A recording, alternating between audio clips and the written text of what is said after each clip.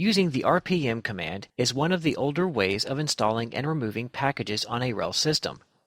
The RPM command is a great way to install individual packages, but you can run into issues when trying to install multiple packages.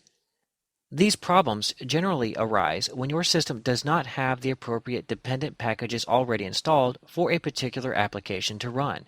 Then you would have to search for that dependency and attempt to install that. Oftentimes, that package may require another package that you do not have installed, so you attempt to install that, and so on. The yum command has eased us of the dependency problems, but the RPM command is still relevant and very useful on a RHEL system.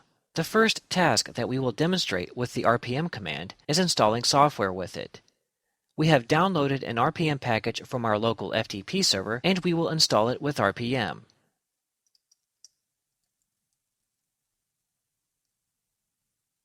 We used the -I option to install RPM packages. We get a message about a GPG key, but did the software install? We can check by querying our RPM database to see if the package was installed.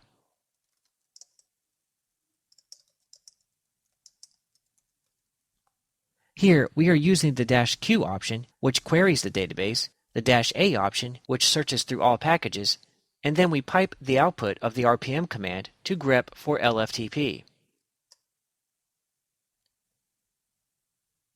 And from our output, we can see that the package did install. To remove packages with RPM, we use the -E option, and we don't have to specify the full package name.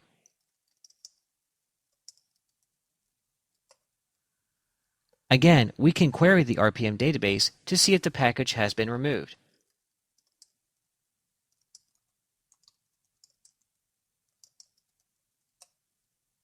And we no longer see LFTP listed. Let's reinstall LFTP, but using the more common options that administrators utilize with the RPM command.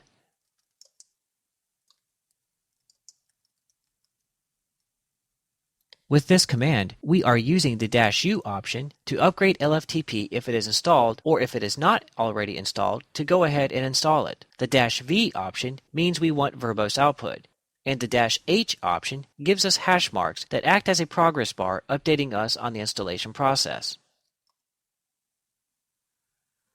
Now that output looks better. Let's check to make sure it was installed.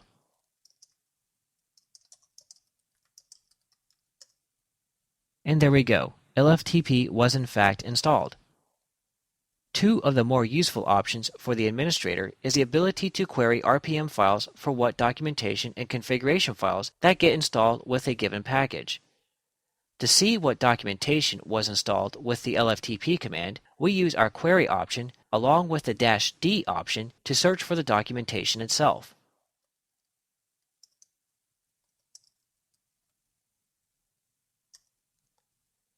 Here we see all of the documentation and their locations that came with the LFTP command. To locate the configuration files for LFTP that RPM installed, use the -C option along with the query option.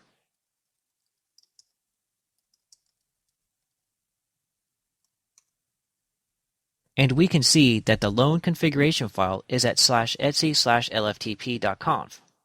As with the yum command, we can also view information about an installed RPM package with the -I option.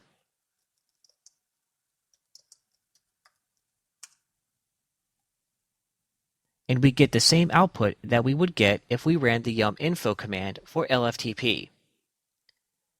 Despite the age of the RPM command, it is still constantly being updated and improved. As with the other commands we cover, I recommend reading through the man page for the RPM command so that you can see the many options that are available for it.